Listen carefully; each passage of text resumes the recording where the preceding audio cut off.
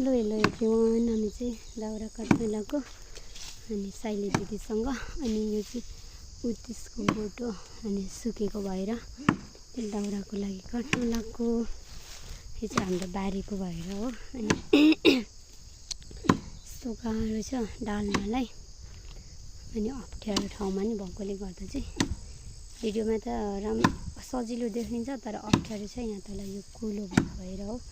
अनि यता चाहिँ पहिला हाम्रो खेत थियो अनि धेरै वर्ष भयो रोप्नु छोडेको, 2 वर्ष जति भयो होला। अनि कोही पनि नभएकोले गर्दा चाहिँ हामीले रोप्नु छोडिसक्यौँ। अनि यस्तो बाजो छ अनि यहाँ कुलो थियो पहिला चाहिँ, त्यही भएर अप्ठ्यारो छ।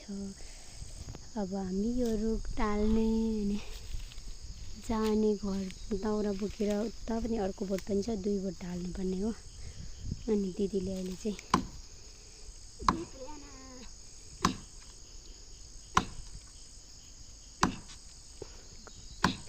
गर्दै हुनुहुन्छ अनि मैले चाहिँ गरेको। अनि दिदीको पालो गर्नुपर्छ नि त, किनकि यसको साधनमा चाहिँ 2 जनाले गयो भने चाहिँ गाह्रो हुन्छ नि त, चिप्लेर आयो भने लाग्न सक्छ, त्यही भएर। अनि म चाहिँ यता छु अनि यो चाहिँ यता पनि हाम्रो बारी नै हो। पहिला चाहिँ मकैहरू राख्यो, अहिले चाहिँ चास्ने धेरै बारी भएकोले गर्दा मम्मी बाबा नि सक्नुहुन्न नि त, मम्मी नि बुढी भइसक्नु भयो अनि बहिनीहरू 2 जनाले कति पनि सक्दैन। अनि यताको बारीहरू नि अनि यो बारीमा चाहिँ मकै हाल्न राख्न छोडेको पनि 2 वर्ष नै भयो। अनि त्यही हो।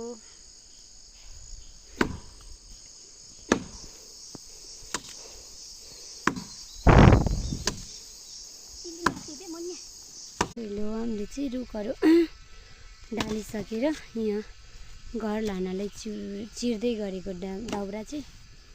अनि अब हाम्रो यता पनि छ धागाहरू काटेको अनि यो 2टा डोकोमा लानुपर्ने हुन्छ। त चाहिँ दिदीले चिर्दै हुनुहुन्छ।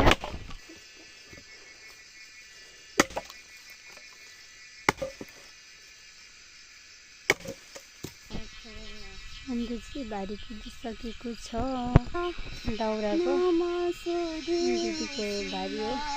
अनि किराहरू नि कराउनु थालिसक्यो नि त, रात परिसक्यो। अनि म चाहिँ यता छु अनि मेरो बारी चाहिँ यो हो। अनि अब घर जानुपर्ने हुन्छ। By by.